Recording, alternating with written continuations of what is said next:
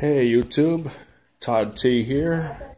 This is my first video of my fish tank. I haven't actually done one yet, but I have gotten a lot of great information from watching YouTube videos, and it has really helped me out with my tank. And I see that some people do things differently. They even upload videos to this date that do things a bit differently than me. And you know, things do vary a little bit, but I could tell you that until I started following some of the advice, which takes a little more time to do, but once you're into a routine, it's not that bad. I've had problems. I use a Python to do my water changes, and what I was doing is I was going ahead and, you know, having it reversed so it pulls the water out of the tank. So I better jumping around a little bit. That's my cell phone I'm using to record. Yeah, I would siphon out about 15 gallons. I have it marked on the tank. All right, a little magic marker. Don't know if you guys can see it. It's right there. Little magic marker that has it marked at.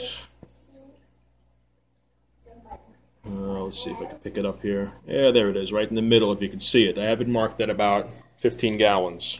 All right, and I was adding the water back in. I would actually put a thermometer in the sink and match it back to the temperature. I keep my temperature at about 80 degrees, and I would match that and then go ahead and reverse it and fill up the tank, and then put my dechlorinator in while the water was pouring in, and go ahead and add my Cichlid lake salt and buffers and everything like that. I would find that maybe a couple days or so later, one of the fish would turn like almost white and then die. And it usually was like whatever oldest one I had in the tank. And I was like, gee, I'm doing something wrong. And what I would also do is I was cleaning my filters at the same time.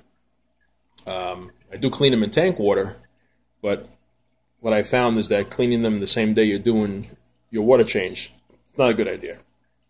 I guess too much bio load is coming out or something. So I learned from somebody on YouTube that the best way to use the Python is to go ahead and temperature match your water. Go ahead and fit it so it does fill mode, and put the water in buckets. So that's what I do. I put it in 3 buckets, so I have 15 gallons of water, and then I go ahead and turn it off, and I do my dechlorinating and put whatever buffer and lake salts I'm going to put in. Give them a good stir, and then I go ahead and reverse it and use it to gravel vac and pull my water out of the tank. So now that water's had a good 20 minutes to dechlorinate and some of the air to come out, and for the salts to mix up a bit. And then I use a pump that I have on a tube, and I pump it back into the tank. And I found that to work out really good. Usually the next day I go ahead and use a test strip and see where it's at. And worst comes to worst, I maybe use a little bit of buffer up, just a little bit, until my substrate has a chance to kick in and help it some more. And that's about all I've had to do. These fish, right there was an upside down cat. I have him about a year. When I first got him, he was hiding. I had a thermometer in there. He was hiding behind the thermometer for like almost a couple of months or whatever. But he's really used to the tank. Goes all over the place. When it's feeding time, he's right up to the top to eat. Upside down cat. Right there is a plico. Right, he's actually, you can't tell from this, he's actually about 5 to 6 inches long. He was a baby when I got him. He was like an inch long. Got him about 6 months. And there's some orange or red zebras. That, I believe, is an electric blue, or at least close to it. It's one my wife picked out. It's about a year old. And some of my bigger guys there. The really big ones are hiding. For some reason, anytime I get near the tank with a camera, they know. These territorial, aggressive fish, and they hide from a camera. I have also in there a striped Raphael catfish that is about 8 inches or more in size. And I was thinking about it the other day, and it turns out I have him probably a little more than 4 years now. So he's been doing really good. Doesn't grow that fast, but he's doing really good. He's a beautiful fish. Does a lot of hiding. See that guy right there by the filter? He's about 9 inches in length. He is a few years old. I have this tank about 7 years, and yeah, it took some adjustments to learn how to clean everything properly. And now I have fish that have been in here a long time. I did add a yellow lab about 5 months ago, and within a day or so he was acting funny. He was spinning around in the water and just kind of floating around and stuff, and I was like, you know what, he's sick, let me get him out. So I got him out, and luckily it didn't infect the rest of my fish. Because I have had where you put a fish in and it can infect your whole tank, and now this is 55 gallons you have to treat. It gets to be kind of expensive. So if you can have a hospital tank, even if you use it only for when you buy fish, you put them in there for about 2 weeks. For what I'm told, that's a good period to know if you got a healthy fish. Because when, you know, the LFS, they get them, and sometimes the same day they get them in, they're selling them out. So, you know, you don't know if you're getting a sick fish when you buy one. Unfortunately, when you get home, you find that out. So I'm not getting a hospital tank because right now I have a decent amount of fish in here. Some of these, I guess I had a female or two in here at a time. Some of those smaller orange ones right there, they were little tiny babies. And they managed to hide and be able to eat without me interventing at all, and they survived. And so about 3 or 4 fish that are in here were babies, and they're going to get bigger because I have some bigger ones in here. And they've been doing great. See behind that rock, is probably one of my biggest fish. There's also a much bigger blue one that's very light in color. He's hiding somewhere. He might be inside one of these rocks. As soon as I got the camera near it, he just took off like a bandit. But what I do now is I do water once a week, 15 gallons. Put it in buckets first, dechlorinate and everything like that.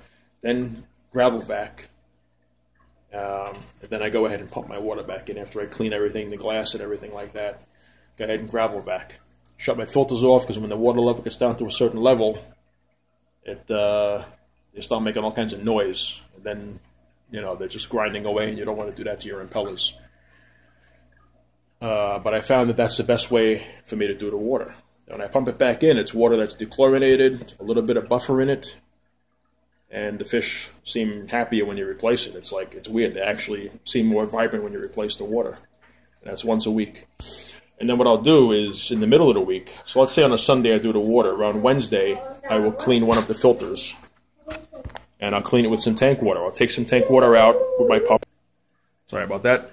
I'll take some water out with a pump, and I'll clean the media out in that. I'll leave the biological media alone. I'll clean or replace the charcoal. I'll clean the sponge in the AquaClear up here. It's an AquaClear 70. And I purposely have the lid at an angle. Because like that, it's quiet. If you put it on properly, it vibrates like crazy. And I've watched many videos about AquaClears, and one guy says it seems like they're made to be run without lids on. But being the way I am, I want the cover to somehow be on there. So leaving it on like that, it runs quietly. All right, the one I have over here is an Aqueon 5575. That's what it says on the box, and it says good for up to 90-gallon tank. It's actually a very good filter. I actually bought one, and it was noisy, and I would clean the impeller. The impeller in the motor is in the water on this filter. That's one thing I like about it. And I like the tube better. I mean, in some ways I like it better than the AquaClear because it blends much better, has a much better intake strainer. You can pull that up and down. It's built into it. The AquaClear, I mean, it looks like it looks. It looks like 2 friggin' strainers stuck together. What I'm thinking about doing is taking the one off and cutting the inner strainer out and putting the tube back on there so it looks not like something that my 5-year-old put together. But one thing about the AquaClear, it is, like people say, it is like a hang-on back canister. I have the charcoal in there. You can take that out and put whatever you want.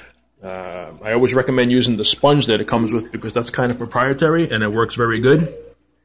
You can't really see it in here, but the sponge works very good. And all you have to do is rinse it out.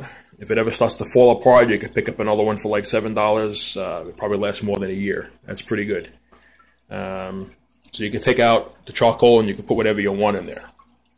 All right, I have it as it comes though. And I've had it for 3 or 4 months and I haven't replaced anything yet. I'll probably do charcoal next time. So what I'll do is in the middle of the week I'll take that, just take this strainer right out. Right, take this guy, lift it right up. I even leave it running. I don't like to disturb it. I leave it running.